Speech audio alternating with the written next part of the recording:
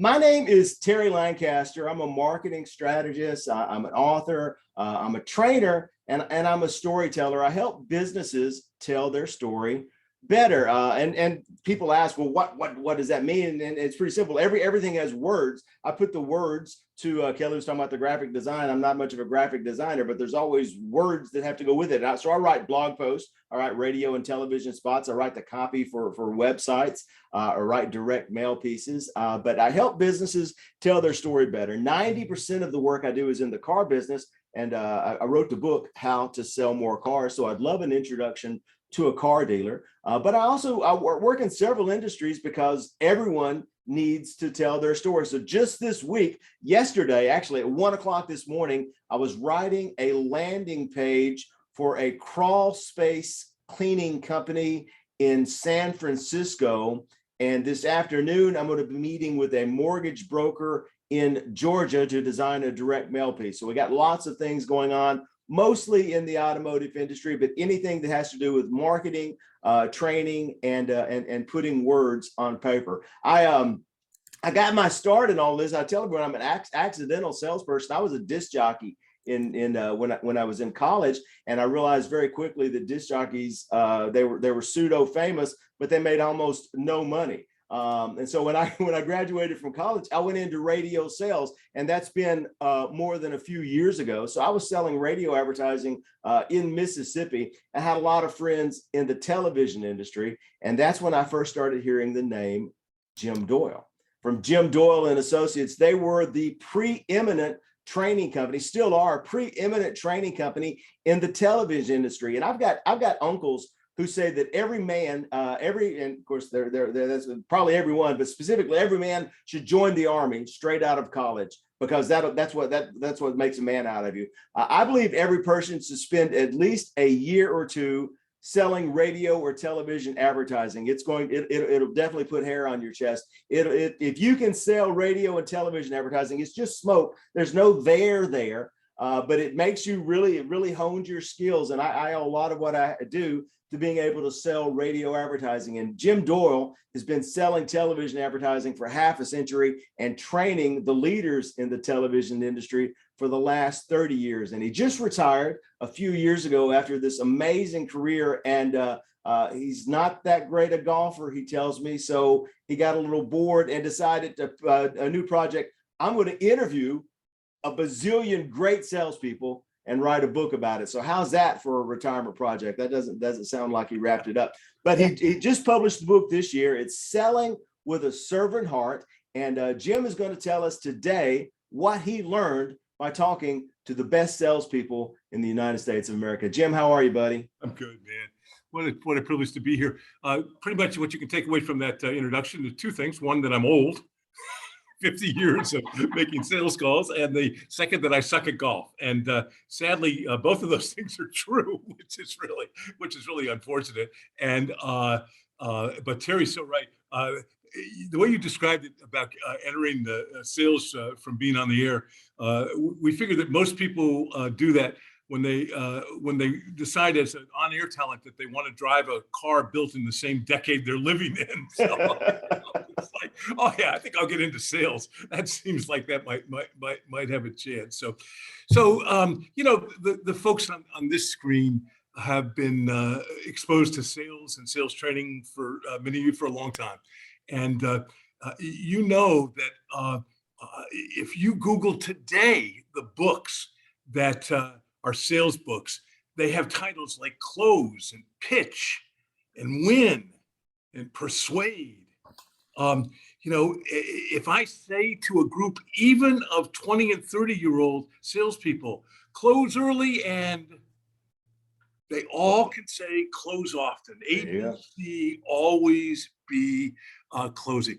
I remember as a brand new sales manager, newer sales manager, taking my team down to the Heinz Auditorium is the big convention center area in Boston, Massachusetts. We have this team from Maine.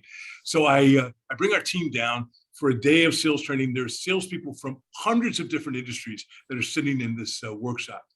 And on the stage, there's a guy who's one of the gurus of his day. He came out of the insurance business. And what was he talking about? he was talking about what every trainer would talk about in those days. You got to close, you got to ask for the order. And he came out of the insurance business and he said, I remember it so well. He said, here's what I do. If I have a young couple and they've got a couple of kids bouncing around, he said, and I'm trying to sell them insurance, he said, I'll tell them a story. I'll tell them a story about another young couple. And just like you, they had a couple of precious, beautiful kids. And unfortunately, I was unable to sell them insurance that night. And how did I feel? Not 6 weeks later, when I read that those babies' parents, those precious babies' parents, were killed in a tragic car accident. And if they were here tonight, what do you think they'd advise you to do? And he said, that's what I call to back the hearse up to the door and let them smell the carnations close. And I hope that you all don't think lesser of me for this, but I'm sitting there in that audience going, damn, that's good. How do you think, how can I do that in TV, man? Well, you didn't buy our advertising, your business closed. So, but 31 years ago, I started on this adventure of working with sales organizations in the broadcasting business, and had just a wonderful run. We built a company that has 25 employees, and we make probably 4,000 sales calls a year on real live clients. And what I learned was that the people who were the most successful didn't sell that way at all. And so I got this idea in my quiet time, literally in a quiet time one morning, to let me see if I can. Whoops, let me go over here. I got this idea to do this book. I got the title in some quiet time, some early morning meditation time. And then about a month later, I got what turned out to be the killer idea. And I went around and I wanted to do more than just media people. And so I did close to, I think we had 35 different interviews in 20 different industries, some of the most extraordinary salespeople that I have ever met in my life. But the one thing that characterized all of them were they were the highest of high achievers. And Dave Wall is this guy that I met. He was referred by a former client of mine. And what I would do is I'd call people and I'd say, hey, this is the title of the book. Who does that make you think of? And they would give me these names. Dave works in the RV business, and he probably sells more dollar volume just as one individual than 90% of the RV dealers in America do. I mean, that's how substantial he is. He sells these big coaches, that sold mostly to entrepreneurs and former corporate executives. They'll be up to $2 million in value. 60% of his business is repeat, and 30% of his business is referral. If we're ever coaching brand new salespeople, if we can get that low a churn, if we can have that high of repeat business, you start every year really, just on the 30-yard line of a 100-yard race. You've got such a head start. His customers absolutely rave about this guy. By the way, almost all of us today in business are in some form where we're at risk of being a commodity. His coaches are $500,000 more expensive than his nearest competitor. So he has to build a relationship that builds unbelievable loyalty. Lisa Brooks Morris, 4,500 realtors in Sarasota County, Florida, where I live. I don't know where Kelli is, but that's our little slice of Florida. Lisa was number 6 in volume in 2020. She did over $80 million. If you're no realtors, that's a big, big number. 115 million in 2021. Jeff Wagner was a guy that I was introduced to through a former client of mine. In the mortgage broker business, as some of you know, he does, the top broker will do like 6 to 8 mortgages a month. Jeff does 60. So that's the kind of level that we're talking about. So out of that, we came up with some ideas that became the genesis of this book, Selling with a Servant Heart, that came out in December and is done wonderfully, wonderfully well. Thank you. So I thought I'd just take a second and talk a little bit about some things, share one of the lessons, and then open it up for questions. Terry, I said to Terry, do you want me to be brilliant or brief? He said brief. So I know the rules and the ground rules here. So what is servant heart selling? I think it is an obsession with the customer outcome. So this is way beyond win-win. You know, I quite frankly would have liked to have considered myself a win-win seller. You know, I think I wanted to focus on how the other person would win. A servant heart seller is actually so much more focused on the customer win, even if it means they don't win immediately. In fact, their motto almost becomes, if it's good for the customer, they know it will ultimately be good for them. So they're not afraid to take a short-term, what might seem like a step back from a deal in order for the long-term benefit of the customer, because they have such a high level of confidence that that's going to win. And so once you get to that level of obsession, it changes almost everything about the sales process. We can talk about that in the question period. But it also changes a whole lot more. Brian Richmond is the owner, one of the owners of a family-owned insurance agency, the Richmond Agency up in Michigan. Now, probably a lot of us have an insurance agency that we call. At my insurance agency, when I call up the insurance agency, I call Lois. And Lois is the woman who changes my policy. She's the one who will add, you know, a new car or take off a car that we've sold, answer some questions about what coverage we might have 2 to 3 days before the hurricane comes. And so we talk to Lois, and every insurance agency in America that I've ever dealt with my entire life, there's a Lois. Well, Brian is a servant heart seller. Brian is focused on, obsessed with outcomes. So he changes his process. He takes all the Loises in his agency and divides them into 2 teams. He's got a red team and a green team. The red team handles the same kinds of stuff that Lois has always handled. So there's a person to answer your questions, add your car. But the green team, they're looking at your policy maybe a month, maybe 6 weeks before it comes up for renewal. And they're reaching out to you proactively. And they're saying to you, hey, your homeowners is coming up, and we think there's a way that we can get the same level of coverage and actually reduce your premium by about 15%. Can we outline that?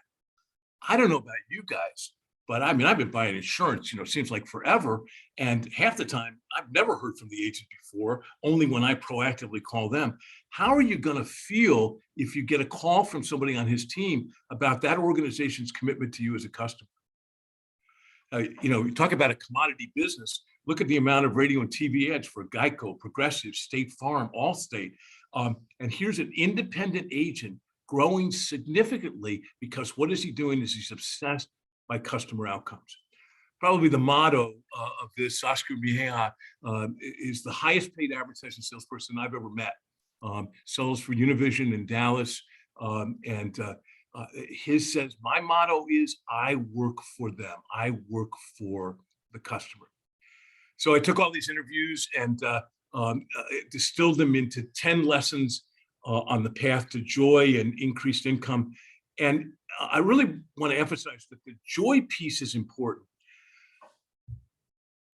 Selling doesn't have to be hard. These people have such extraordinary joy in what they do, feeling of reward that they get. And it's not just from their financial success. They truly want to make a difference. They truly are committed to customers. You know, when Lisa was talking about this, she said, when I made the bold move from selling to servicing, it was transformational. After 20 years of selling, I've fallen in love with what I do. One of the things that's been a blessing about the book to me is the number of people who have bought it for their kids, and because their kids are beginning sales careers, and what they're trying to do is help their kids to fall in love with what we do. Because when selling is done correctly, it's magical, and it has so much opportunity to bring us joy. So I hope we'll have an opportunity to talk about a bunch of the lessons in the Q&A time. I worked on 10. I work for them, play the long game, ask a million questions. teach, don't sell, which is a way to think about how you make a presentation. Closing hard, a quick path to failure. The responsibility to trust, the customer is not always right. Above and beyond selling, never stop learning, and then refuse to be a commodity. I want to talk about just one of those for just a second with this group today, because I've gotten a personal lesson about this just in the last couple of weeks. I have this amazing dinner a few years ago with a guy named Stu Hansen. His dealerships are now owned by Ken Garf. I was excited to have this dinner. I was speaking in Des Moines, and they wanted to introduce me or ask me to have dinner with Stu. And at the time I had dinner with Stu, he was like the number 1 or number 2 Dodge dealer in America in Des Moines. And so I love hanging around with successful people. I love stealing ideas from successful people. I got a whole book of that kind of stuff. And I was excited about doing this. At dinner, Stu says to me, we get a private moment away from the rest of the group. And he says he's just turned down an offer for his dealerships for some outrageously monstrous, amount of money, multiple tens of millions of dollars. And we talk a little bit about how hard that decision is and the family dynamics and that. So we have a wonderful dinner. 7:30 the next morning, I'm doing a presentation for car dealers. Who's in the front row at 7:30 the next morning? Who is taking more notes than anyone in the room? Who's the first person to come up to me after that session's over with a question about something I'd said that he wanted to clarify? Who asked me to do a phone call with his ad agency because there was one thing he thought that I was on to that they might need to incorporate in what they were doing? And it just taught me so much. I have never met a successful person who isn't a lifelong learner. I said I just got a personal zap a couple of weeks ago. Terry and I know each other a little bit from the car dealer business that we both floated around for a long time. Terry way more than I did. I probably 15 years ago would have told you that I probably knew more than anybody in the media side, about marketing for car dealers than anyone in America. 2 weeks ago, I watched a presentation from somebody who's talking about car dealer marketing, and I realized that if a car dealer took advice from me today, it would be dangerous because I've gotten out of touch with that.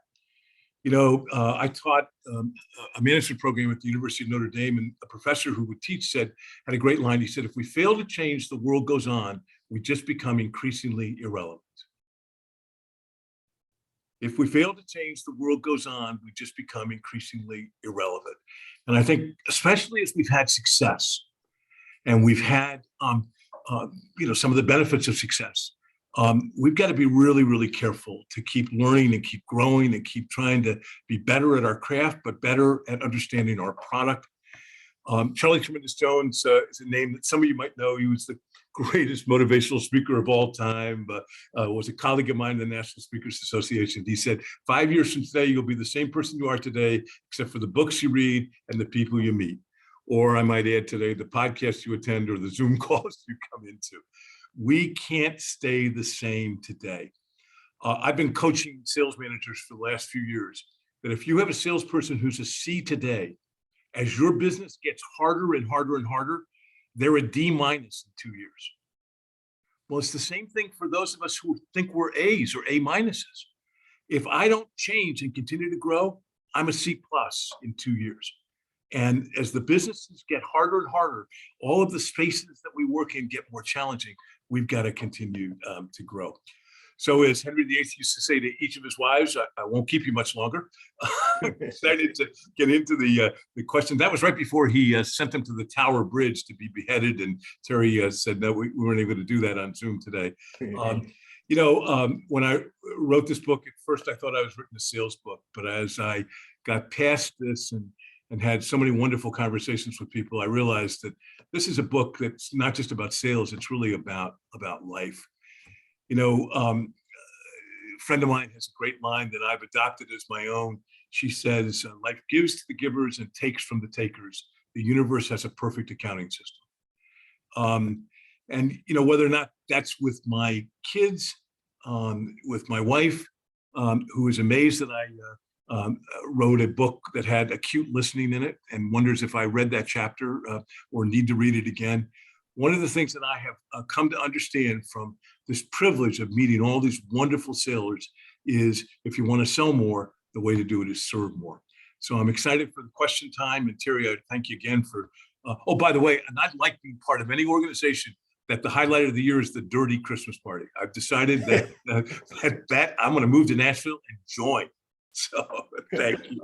Oh, it is a hoot. Jim, thank you so much. And, you know, I was looking at your lessons that you had there, and you had that the closing is such as, you know, don't close, you know, and we get that a lot. The close early, close often, and always be closing.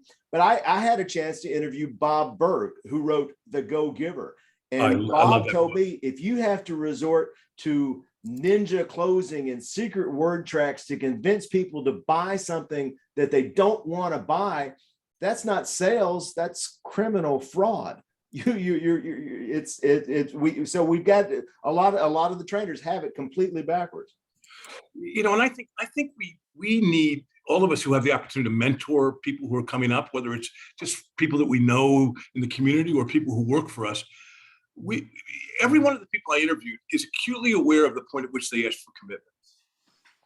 So they're not, and I always say that, you know, the first word in the title of the book is selling. I mean, this is a selling book. It's not a book like la da da da da. It's a book about selling. But what Servant Heart Sellers have done, because they're obsessed with customer results, they are so driven to find out what the issues are that the customer face. They're so driven to really understand the business issues behind the decision that by the time they get to the point of asking for the order, it's very assumptive and very, very relaxed. Should be automatic. It should just happen. Well, I think especially, you know, one of the lessons in the book that I probably got clearer on as I did the interviews was this idea of teach, don't sell. So if I'm working with a customer and I'm talking about how my product is going to work, not why it's going to be good, here's how it's going to work for you. Terry, you might remember there was a guy in the radio business. I owned a radio station at one point. In fact, somebody said, how do you get to be a sales trainer? And I said, the format change didn't work. The partnership blew up and I lost $1 million. And you too can be a sales trainer. Which is actually true. But during that period of time, my Arbitron salesman, Arbitron was the ratings company back in the day for radio ratings. My Arbitron salesperson was a guy named Pierre Bouvard. And I featured Pierre in the book because of all the people who've ever called on me, he most represented the concepts of servant heart selling. When they had a new product, and they had new products because it was their way of getting an add-on sale. So they would come up with some scheme. And I'm broke. I mean, my business is struggling. I'm like many of you can identify with. I'm sort of surreptitiously checking the mail every day to see how many checks have come in. You know, so I'm scared and broke.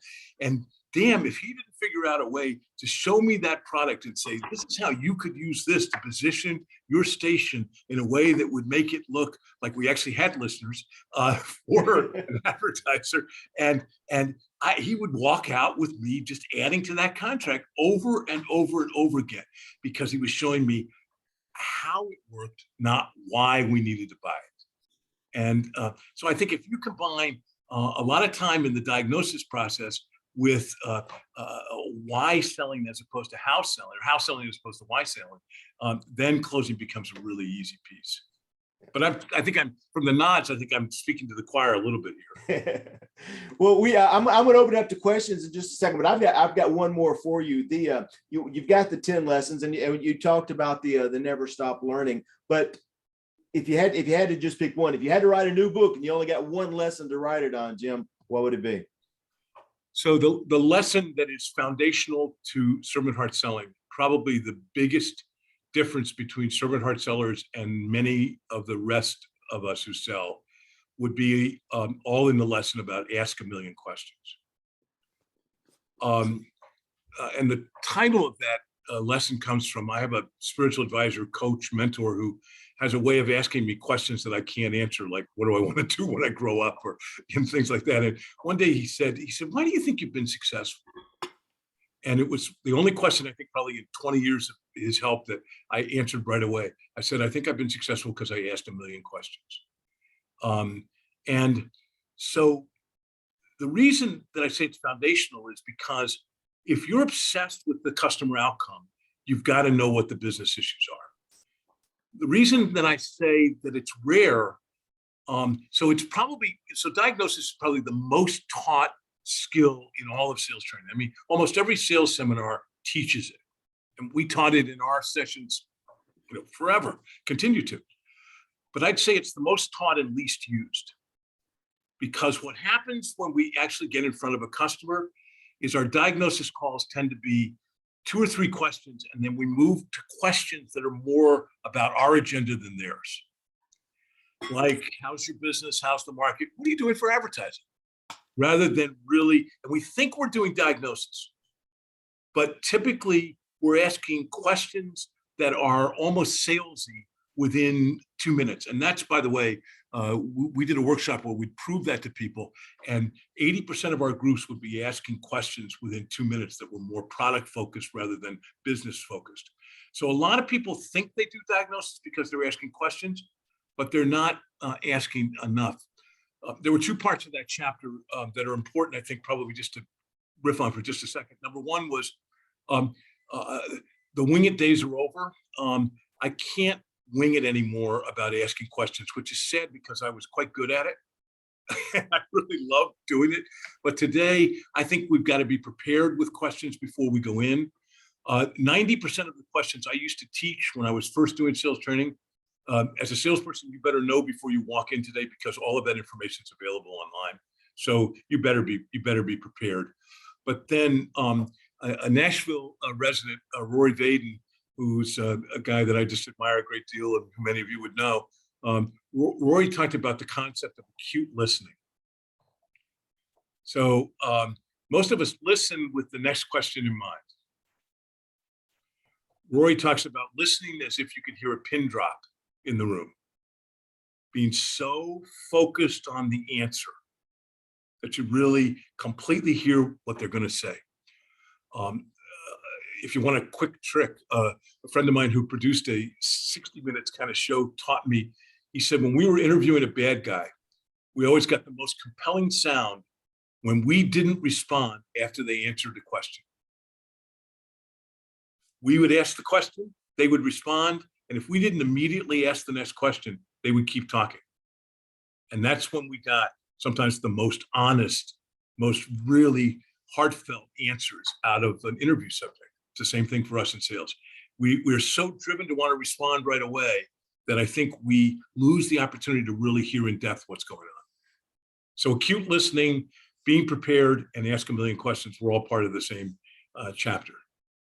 And I think part of the gets lost in that. I was trained the same thing. It was called consultant selling when I first got into radio. You got to go in, you got to ask these questions. But here I am, I'm a 21-year-old kid from 200 miles away, and I go into the car dealership and start asking him questions, and he has no desire to talk to or be interested in me. So a big part of asking the right questions is you've got to earn the right to ask the questions. You've got to earn the right to know about their business by building the relationship, by being there, by being trustworthy and honest and open. So I think a lot of that, even asking the right question, boils down to building the relationship.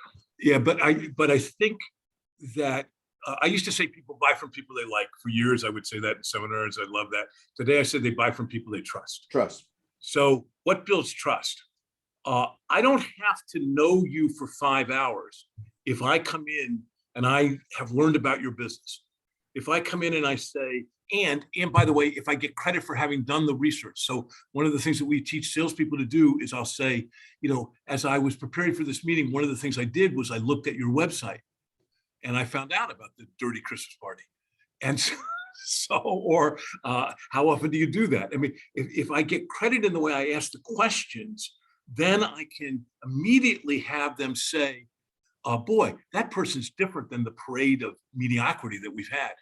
That's the thing that we don't seem to realize is the people who come in before you and the people who come in after you are likely to be pretty average and likely to not be prepared. And if you just do a little bit more, that's where the impact becomes significant. It's not about doing a lot more. I mean, one of the things I think I've learned about success is they just are more consistent about doing things better, but all of us don't do it successfully every time. We're not perfect all the time. They just do it a little more often. Yeah. A little 1% is a big deal. So we've got about 15, 20 minutes left that we can ask Jim, ask around. So I mean, like everyone's nodding in ahead. I don't see any rookies in the room today. So we've mostly been around the block. But let's hear some questions. Who has questions for Jim? Comment. That's continuing the charm offensive of he's old and he sucks at golf. Yeah, that's right. Oh. I've got a question for you, Jim, and this is not my situation, but it just occurs to me. I agree 100% with everything that you're saying. I'm thinking about these new salespeople that come in. Somebody I was talking with 2 or 3 days ago had been in a sales situation to where the manager expected them to make, if I remember correctly, it was 500 contacts a week. Yeah, and you do the math on that. If you're spending 5 minutes doing a little bit of research on somebody and then reaching out, you're spending more than 41 hours a week just making cold calls. What kind of advice would you have for somebody who's coming into the business and maybe their manager is not on board with this? Is their only option to find somewhere else to work? Is there something they can do within that? What would be your advice in that situation? Does that make sense? Yeah, it absolutely makes sense. And sadly, it's not the first time I've heard the question. First of all, it's unrealistic, so they're going to lie. They're not going to be able to do that because it's impossible to do.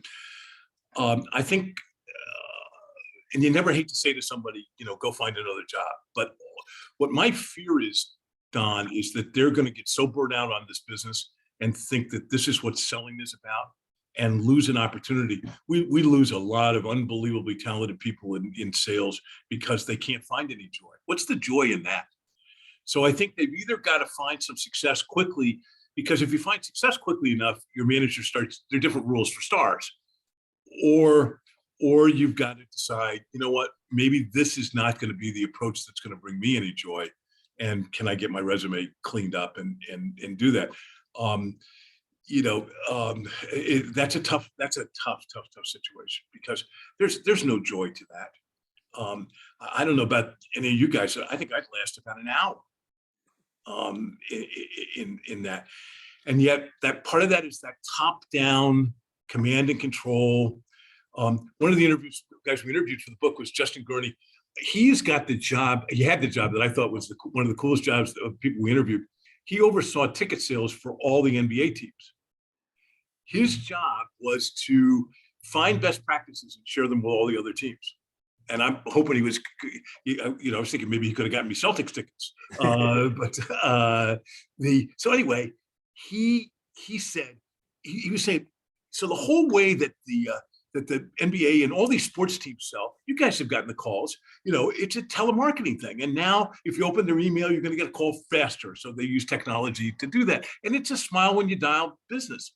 He said what he found, though, was in every team, there was an outlier. And the outlier focused on building relationships. The outlier focused on, why would you use this suite? What kind of entertaining do you do? How big are your customers? How significant an investment do they make with you that would cause them to be invited to the suite? And he said, who are the high performers every single time? So he goes to the New Jersey Devils to run ticket sales and their high luxury box sales for them. And he tried to find a team of outliers. And then the pandemic hits and the building gets shut down and they ain't playing no games. And his team had success at renewing at suites and renewing these high priced packages in a building that was closed for a team that wasn't playing. Now, the hard thing with that is convincing the manager that you were referring to that approach is going to be a high burnout, high turnover. And, that's the sad part. So That's probably a crappy answer. That's the only one I've got. Well, it's realistic, and I appreciate the insight. Thank By you. the way, if the questions continue to be this hard, we may end the question and answer period faster. One thought that I had on Don's question is perhaps that's this young person's first sales job, is to understand the principles in the book, but approach his boss with the concept. Look, give me 30 days to prove my approach will work, and if not, I'll leave. You got to have a lot of guts to do that. I think you're right, but you got to have a lot of guts to do that, Gary. And I, you would hope that would be the case. I used to say to sales managers at TV stations, if you don't have a plan, they have one, meaning corporate. In other words, one will be imposed on you. Yeah. But most managers don't have enough guts to even stand up to corporate. So it was hard for a new guy to say it. And I think the saddest thing for me is that that's a guy who's likely to never again consider sales as something he might be able to make a living at. And that's sad. Well, and do you think that the so-called Great Resignation may be putting more pressure on managers to try other approaches? I mean, since people just don't have to stay in a situation like that. God, you would hope so. But I actually think there's probably more pressure for command and control and for measuring activity as opposed to measuring results. There are some enlightened companies, and you guys know them and you work with them, you've seen them, and the enlightened companies are delightful to work with. I'm sure, but Blaine will tell you from the seminar business, the training business, that the sinners don't go to church. The ones who really need it are the ones who probably don't hire Blaine or hire our company or anybody else. They're the ones who unfortunately need it. You're exactly right, because whenever there is a downturn in the economy, one of the first things to go is training. Right. That's when you need training, because you need your people equipped, the ones that you have. Let me ask you this, because ask a bunch of questions, but when I'm trying to work on a conference, convention, or just an on-site meeting, I'd say 75% of the time I am talking to a meeting planner or secretary, admin. And so one of the first questions I ask is, well, what are the challenges of the organization? What do you need help with? And so many times they don't know what the president or CEO is looking for.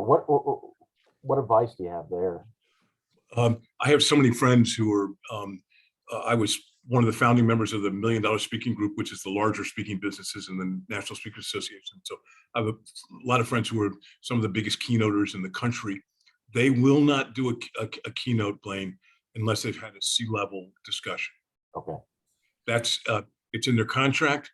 It gets scheduled, and they just make it a condition of the work, because at the decision-making level, they have answers to those questions. And your ability to you're going to be rehired because of the impact you have on that C-level person.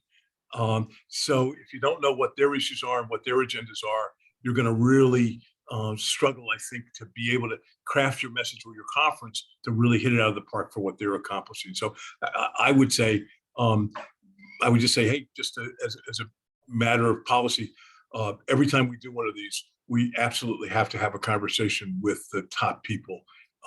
And that's going to be set up. That's for your protection, so that we can do the best job for you as well as for your company. That sounds great. And but one thing I don't want to do is I don't want to piss off the gatekeeper. I think if you explain why it's in the best interest of the gatekeeper, Okay. The reason, and I think you just simply say, what we've learned is that every time we don't do that, we sometimes miss a piece that is so significant that it changes the entire feeling that people have of the conference. And what you really want is this conference to hit a home run, and we want to help you do that. Okay. Is that in the book? No, but I think it was pretty. But I think it was pretty good, actually. So it was really good. But Terry said he recorded it, and we're probably in the 50th minute. So you don't even have to listen to the other crap. Just Okay. go to the, just go to market 50 and we've got it for you. Well, yeah, that's good. Okay, thank you. Hey, are you coming to Nashville in August for NSA? I am not, because I've got a, it's actually July, I think early July, right? Yeah, it is. Yeah, and I'm on I'm taking my grandson to the Yankees Red Sox game. So, that's my priority that weekend. But yeah, that conference is amazing, and everybody should go. It's fabulous. So, just fabulous. Okay.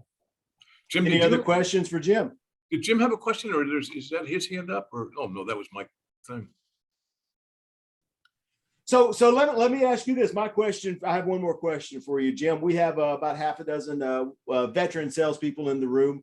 What can we do to be of service to you? You've done a great presentation. It's been phenomenal today. How can we help you and your business? How can we bring joy to your life? So I'm at a wonderful place in my life that I'm not competing with Blaine anymore, not doing any conferences. Everything that I do, I'm giving the money to charity. I don't want to build another business. I've done that. I love to have this. I want this book to get out to more and more people as a way to serve. So anything you can do on social media to promote the book to your friends, to family members.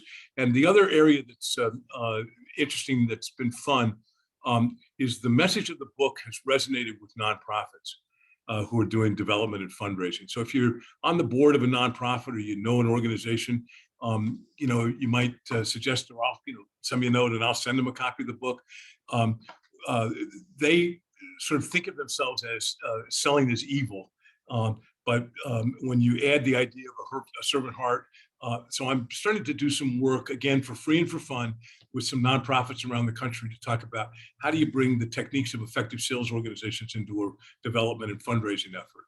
And so I'm excited about that, because that's just a way for me to give back. So. All right.